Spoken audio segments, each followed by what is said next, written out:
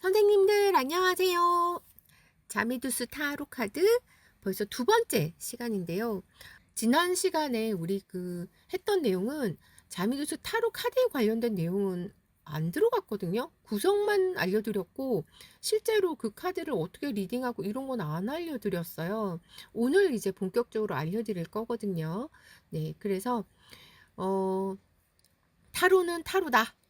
자미두수하고 물론 이제 자미두수에 있는 뭐 십사주성이나 뭐 육길성이나 육사성이나 이런 체제는 가지고 와서 만든 카드지만 엄밀히 따지면 딱 자미두수라고 말할 수 없어요. 네, 그러니까 타로하고 자미두수는 좀 별개로 생각하셨으면 좋겠습니다. 자, 그러면 두 번째 시간 시작해 보도록 하겠습니다. 자, 우리 오늘은요, 지난 시간에 자미두수 전설 중에 봉신연이는 알려드렸고, 그거 말고 북파 자미두수의 전설을 하다가 말았어요.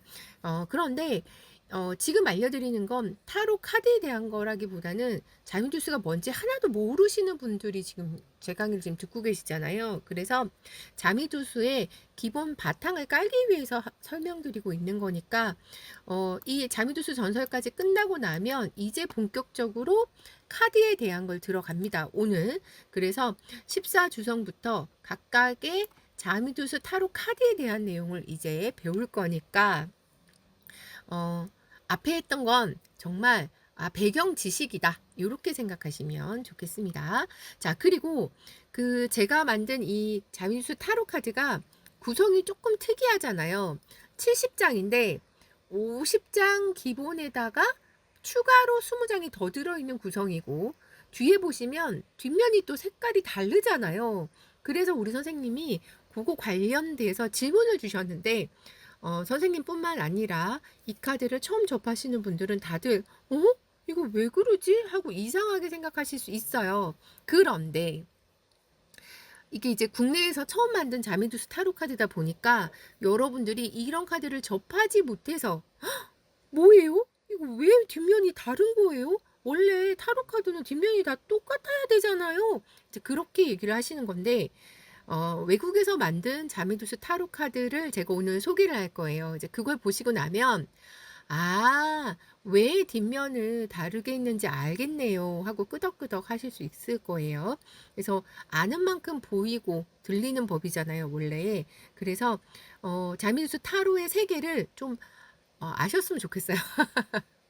기존에 있던 다른 카드들하고도 좀 체계가 다릅니다, 선생님들. 그래서 카드 안에 디자인도 똑같지 않잖아요. 다를 수밖에 없는 이유가 있거든요. 네, 그래서 좀 알고 보시면 끄덕끄덕 충분히 이해가 되실 거니까 오늘 강의 듣고 나면 이제 더 이상 그런 의문이 생기지 않을 겁니다.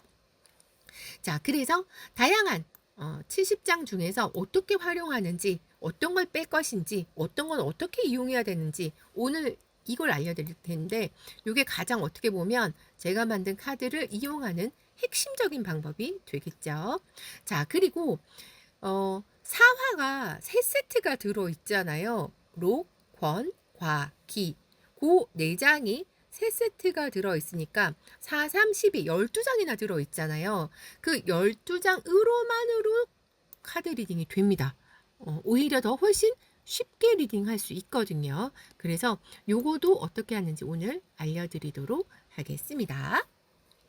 자, 그러면 시작해보죠. 아직 타로 카드는 배우지 않았어요, 선생님. 배경 지식만 얘기했단 말이에요. 지난 시간까지. 그래서 이제 오늘 본격적으로 자미두스 타로를 배우실 거예요. 네. 자, 그러면 이제 본격적으로 들어가 보시죠. 자, 지난 시간에 북파의 자미두수 전설을 하다가 말았어요. 그래서 남아있는 거 먼저 해드리고 이제 본격적으로 카드로 들어가겠습니다. 자, 태양인데요.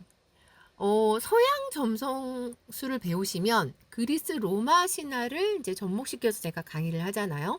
거기 보면 태양하고 달이 쌍둥이 남매로 나옵니다. 그런데 놀랍게도 북파 자미두수의 전설에도 태양과 태음이 쌍둥이 남매로 나옵니다. 제가 지난번에 그거 알려드렸잖아요. 봉신연희가 자미두수의 전설인 양 그렇게 많이들 다른 파에서 공부를 하고 있지만 사실은 아니라고 지난 시간 제가 알려드렸잖아요. 자, 이 태양은요, 다른 파에서도 이런 얘기를 많이 합니다. 그 태양은요, 하늘 높이 떠서 전 세상을 다 비추는 그런 특성이 있잖아요. 그래서 뭔가를 명명백백히 밝히는 그런 특성이 있고요. 태양이 또 쟤는 이쁘니까 많이 햇볕을 쬐어주고 얘는 비우니까 비추지 말고 이런 게 안 되잖아요.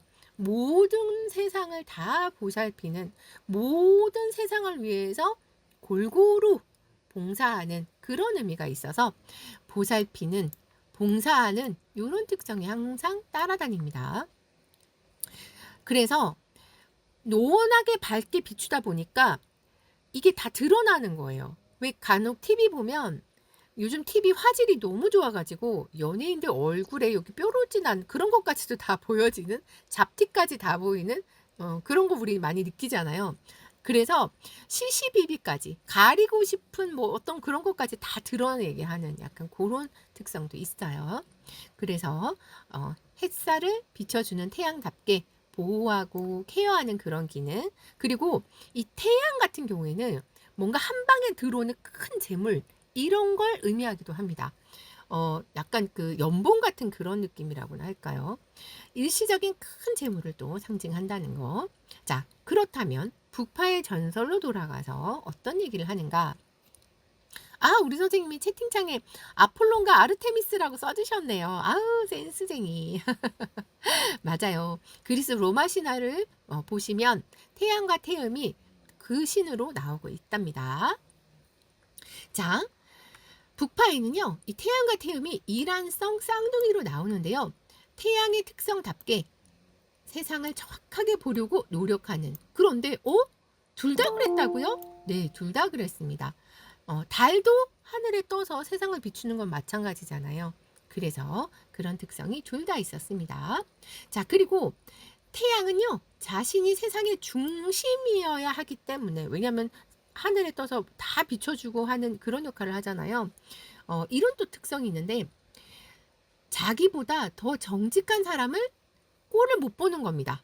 그래서 이 태양이요, 약간 그 천상천하 유아독전, 내가 세상에서 최고야, 약간 그런 자만심 같은 게 있어가지고 이 태양이요, 이런 일이 있었어요. 이 태양이 그 회계부서 같은 그런 데 취직을 했는데, 옛날에는 회계부서를 뭐라 불렀는지 모르겠네요. 하여튼 나라의 국간을 관리하는 그런 부서에, 세금 걷고 하는 그런 부서에 취직을 했는데, 취직해서 봤더니 내 위에 상사가 맨날 뒷돈 받고 부정행위를 하는 거예요. 청렴한 관리가 아니었던 것 같아요. 그래서 이 태양이 그런 걸 또 못 보잖아요. 그래서 비리를 저질렀다고 더 윗선에다가 찌릅니다. 그러면 잘릴 거 아니에요? 잘리고 새로운 누군가가 또 똑같은 일을 하는 거예요. 또 비리를 저지르면 또 태양이 또 갖다 꼰질러 바치고 또 그래서 잘리고 또 오고 계속 그런 일이 반복되는 거예요. 하지만 야, 태양 너 대단하다 하고 사람들이 인정해주는 분위기는커녕, 제가 말이야 윗선에 찔러가지고 지난번 그 관리가 잘렸잖아 이러면서 오히려 태양한테는 더 안 좋은 세상이 됐던 거죠. 그래서 이 태양이 그럼에도 불구하고 나는 정직하니까 쭉 밀고 갔으면 참 좋았을 것을, 이 태양이요, 충격을 하나 받게 됩니다. 자기가 항상 그렇게 윗선을 잘라내다 보니 나중에는 한직으로 밀려나는 거죠.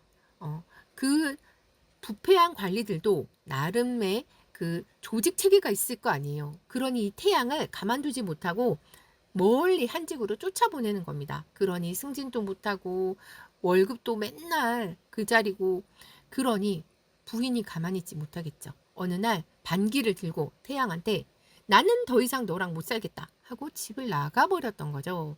그런데 그게 너무 충격이었는지 이 태양이요, 40대 이후로는 사람이 확 달라집니다. 내가 그동안 그렇게 정직하게 살려고 노력했건만 세상이 나한테 등을 돌리는구나. 그렇다면 나도 이제는 부정부패의 온상이 되어 보리라. 이러면서 완전 180도 달라진 삶을 살게 되는, 너무 드라마틱하죠. 그런 특성이 있었습니다. 그래서 태양 같은 경우에는요, 이렇게 정직하게 어떤 걸 하면 인정받고 잘 되는 게 아니라 되려 좀 그렇게 뒷돈 받고 이래야지만 일을 성공하는 그런 안타까운 별이었던 거죠. 자, 그래서 이 천령과 태양이 만나면요, 그렇게 강직하고 정직했던 그런 부분을 좀 약화시키는 그런 특성이 있습니다. 태양은 자신이 세상의 중심이라고 생각을 하는 거죠. 그리고 특이했던 건 40대 전과 후의 삶이 완전 달랐던 겁니다.